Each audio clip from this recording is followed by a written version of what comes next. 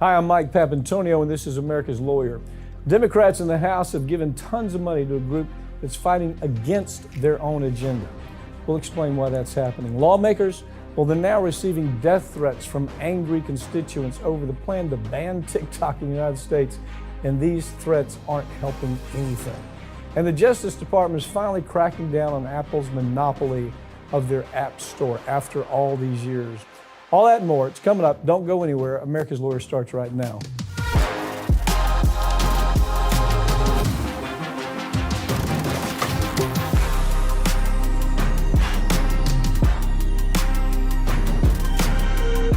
House Democrats have given more than $1 million to dark money groups that have been actively fighting against lowering prescription drug prices. That's the Democrats behind this.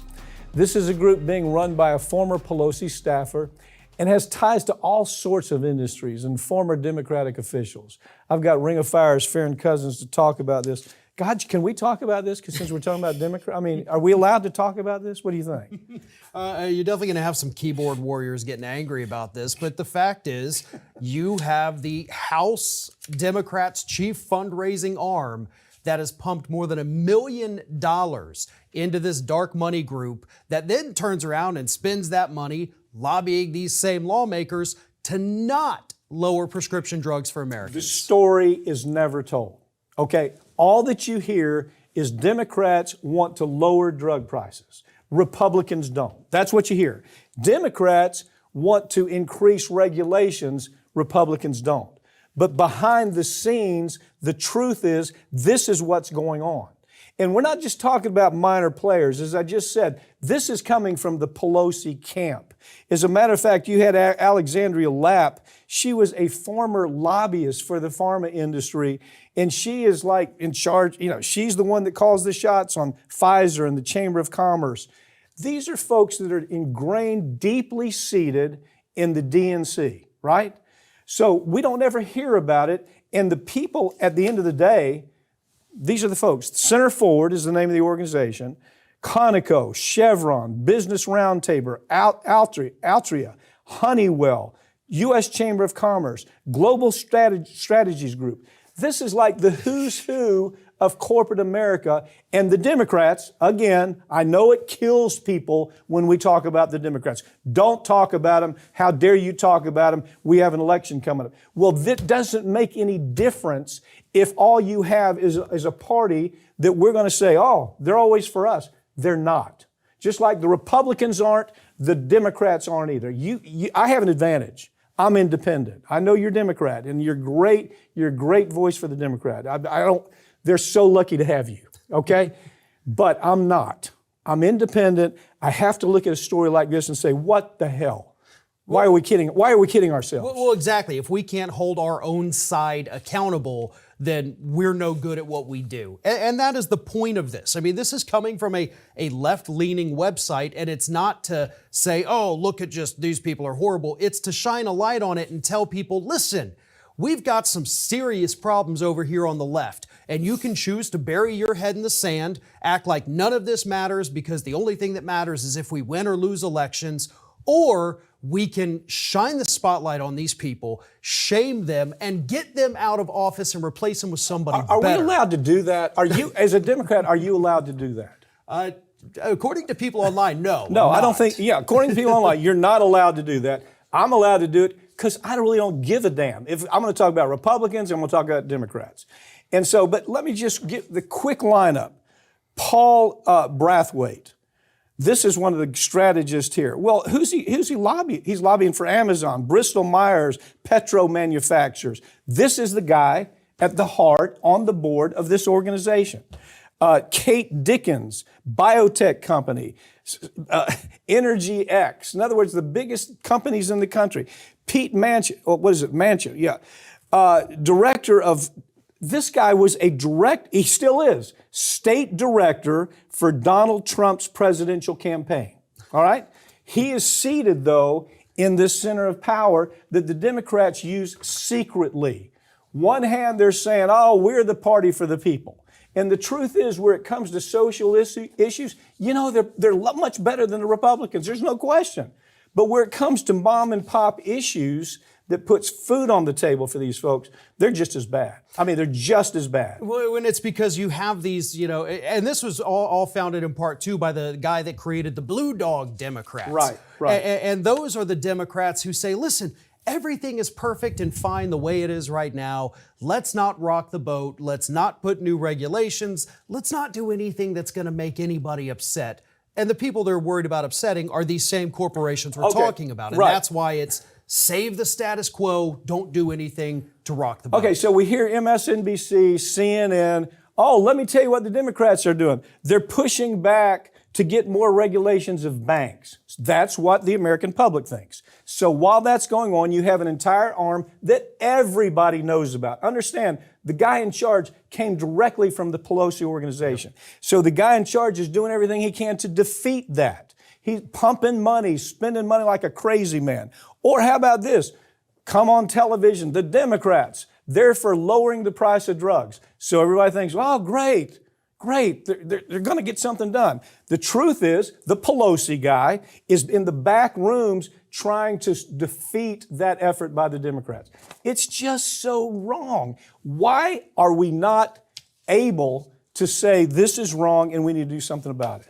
Well, part of the big reason is because all of these companies that we've sat here talked about linked to these groups, these are the advertisers. These are the ones that go on MSNBC and CNN every commercial break. So you can't expose this level of corruption when you're also dependent upon these people to pay your bills. So that's the biggest issue here. And we also have too many people that aren't willing to go and read a story that's 8 pages long, right? You got to keep it small, short, quick. They got to be able to digest it in 30 seconds or they lose interest. Yeah. And that's part of the reason why journalism is dying in this country is because people stop caring. You hear me say all the time, and I really believe this, you are the best voice the Democrats can have, okay? You really are. I'm not a Democrat. I'm not a Republican. I just look right down the middle as an independent. But even when you do come out and say, wait a second, let me tell you the story. How about this, Farron? Build Back America. Okay, the Build Back America Act. What was it called? Build Back Better Act, BBB. It sounded wonderful. And I'm sitting there thinking, oh, go Democrats. What was really happening? There are huge handouts. And by the way, there were a couple of organizations that did talk about this at the time, very far left groups. But there were just these massive handouts to these same corporations that are working behind the scenes. So that's part of the reason, one, it was scaled down to a degree. But when you start looking at where a lot of this money is going, it's not going to your local construction company. It's going to the big conglomerates. It's not going to help average people. There's tons of money going to the fossil fuel industry, to the pharmaceutical industry for some reason.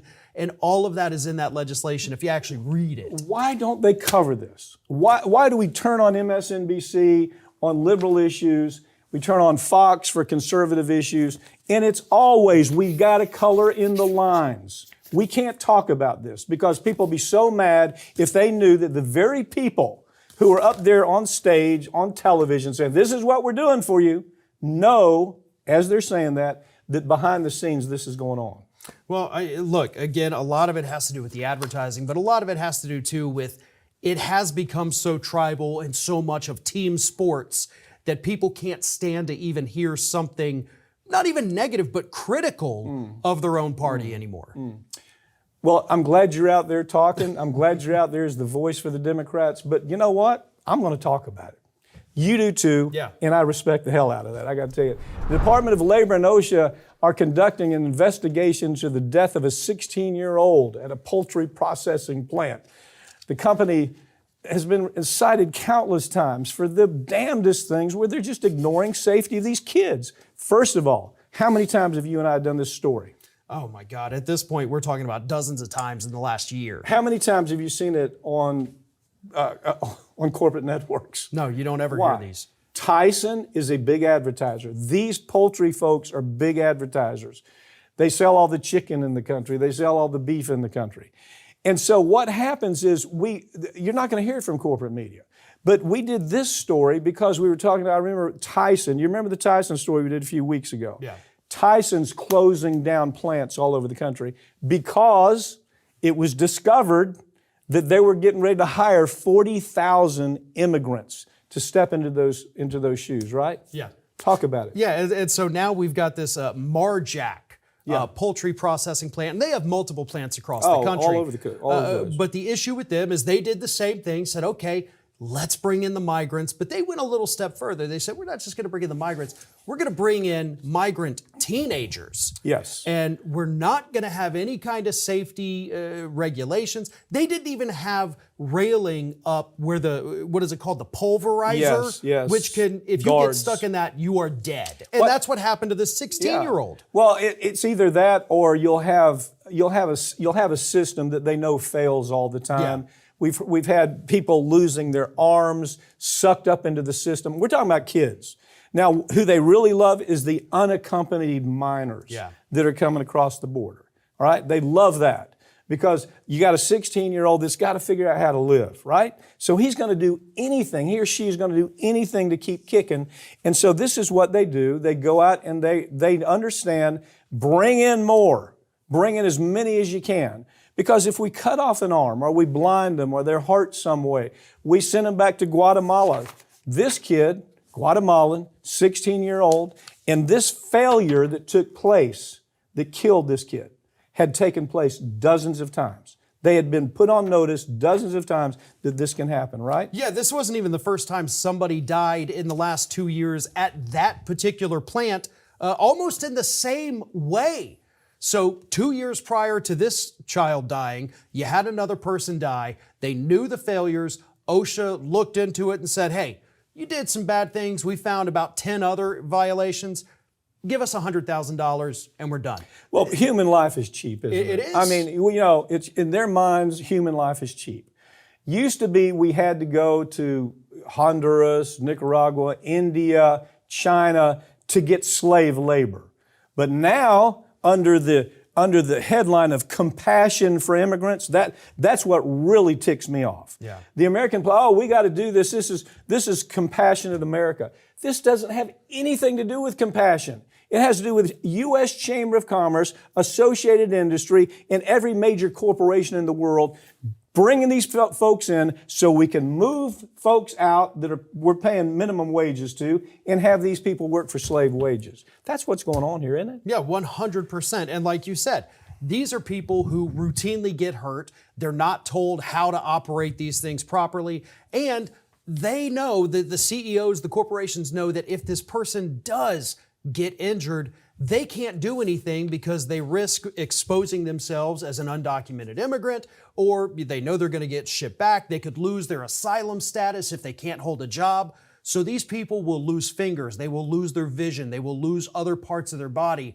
and keep on going. And that's what corporate America wants. Work until there's nothing of you left, and then we'll just grab the next person and replace you. Farron, you and I have done this story. You've done this story. Sometimes I'll watch your story. I'll go, God, that's brilliant. It is a great attack, Farron. Thank you for doing the attack. And then I'll say, well, surely somebody's going to pick it up. Surely, because I know what happens. Corporate media looks through this stuff. I can promise you. Little producers are always looking for new material. So those producers are looking for new material. Oh, we can't tell that story, even though Farron laid it out item by item. Farron made it very clear what was happening. We're still not going to do the story. That's how this all works. And so when we start raising hell about it, like I say, if you believe this bullshit about we're the compassionate types bringing in all these folks, this is all about business. It's about bottom line. It has very little to do with compassion. That's right. As lawmakers in Washington push to ban TikTok in the United States, angry constituents are lobbing death threats at them. These threats aren't going to change the minds in Washington, and it could actually make things worse. Anybody who gets a death threat says, really? You want to threaten me? Let's mix this up. The pushback is incredible. First of all, TikTok story. It ain't about China. It's about Facebook and Instagram and all the competitors want TikTok out of the way because it's a flood to TikTok. And so best way to do it is get rid of them, right? Yeah, and that is exactly what's happening here. Look, you've got the intelligence agencies here in the United States. There was a great report in The Intercept, Ken Klippenstein. By the way, that guy, I got to say this.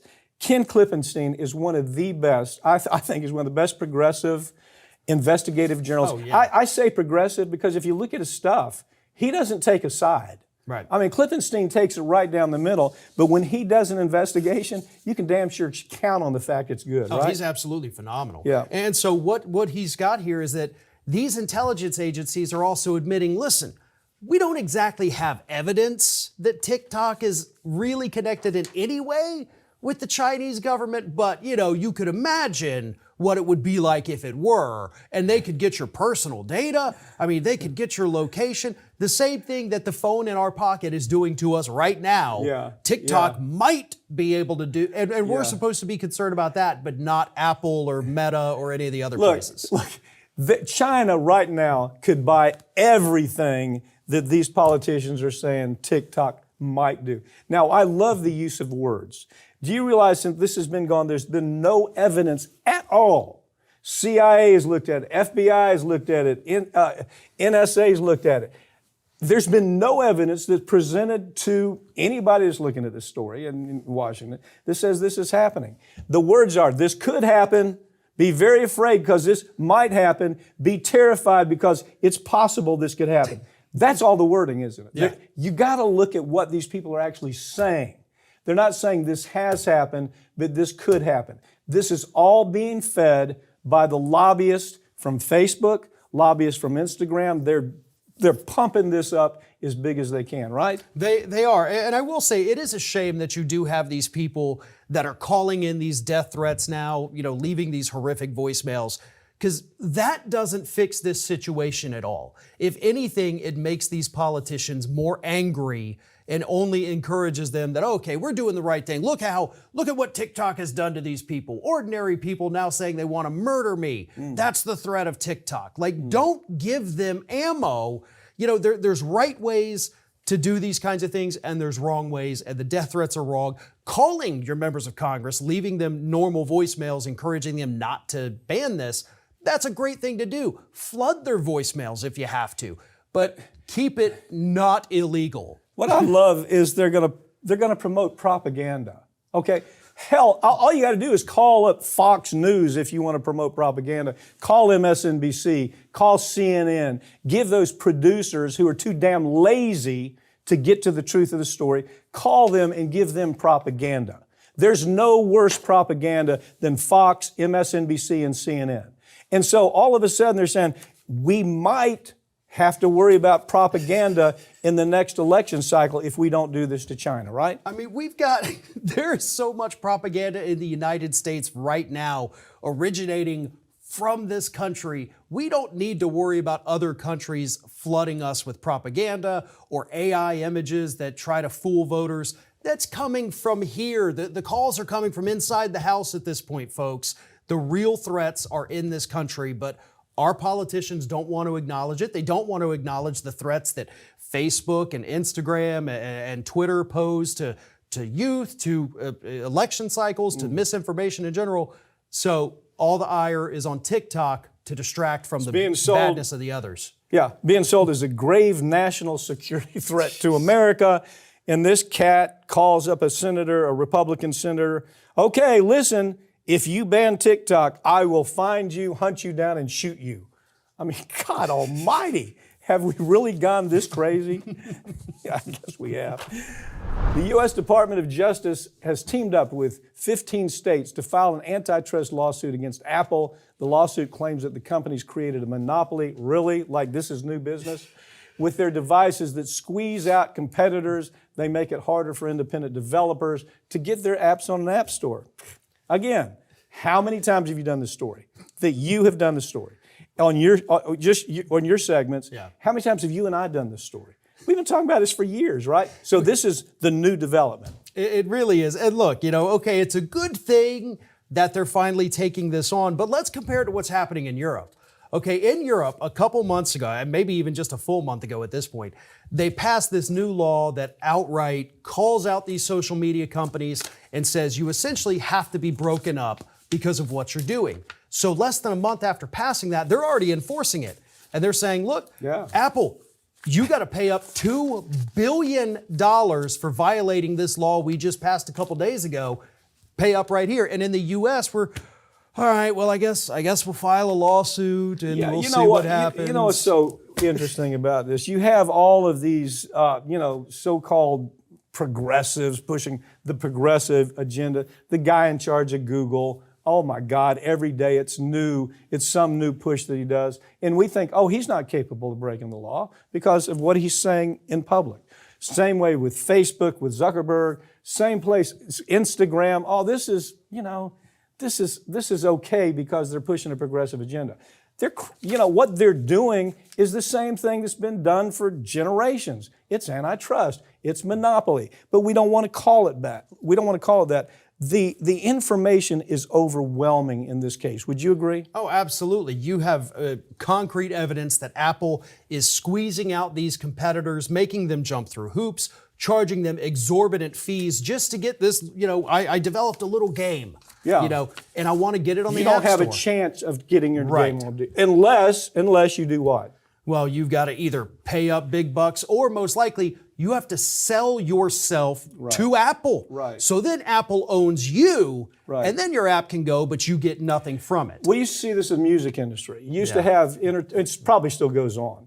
If you were an emerging entertainer, you could not get into the business unless you paid money. If it was in Nashville, Detroit, New York, LA, you had to pay to play. That's what these sites are doing. They've learned. We had years and years of that history going on in the music industry. They're doing the same thing here. Yeah, absolutely. And it's a lot like the old days of Hollywood, where they owned the movie studios, they owned the actors, and they owned the movie theaters, so you could only see this actor in this movie at this theater owned by MGM or whoever it was.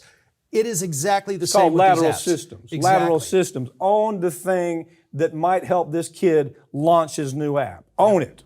And don't let him do it unless he pays homage to us. Homage means you pay us big money or we buy you out and you disappear, right? Farron, thanks for joining me. Thank you. That's all for this week, but all these segments are going to be posted right here on this channel in the coming week. Make sure you subscribe. I'm Mike Papantonio, and this has been America's Lawyer, where we tell you stories every week that corporate media won't tell you because their advertisers won't let them, or their political connections won't allow for it, because if you're Republican, you have to color within the Republican circle. If you're Democrat, you have to color within that circle. But you know what? We don't color within the lines on Ring of Fire. We'll see you next time.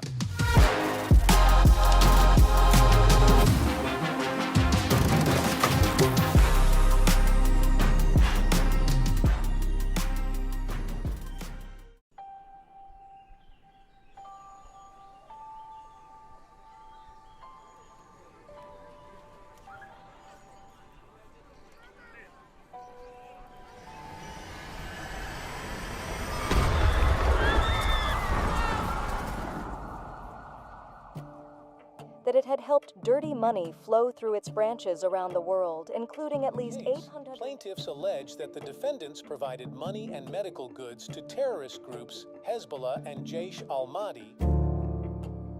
This is a well-organized business for these individuals that carry out these attacks. Terrorism is a business, and they run it like a business. They knew about what was going on for a decade. They absolutely, no question about it, knew that HSBC was washing money. They had every reason to understand it was for terrorism and it was for drug cartels. Took no action whatsoever.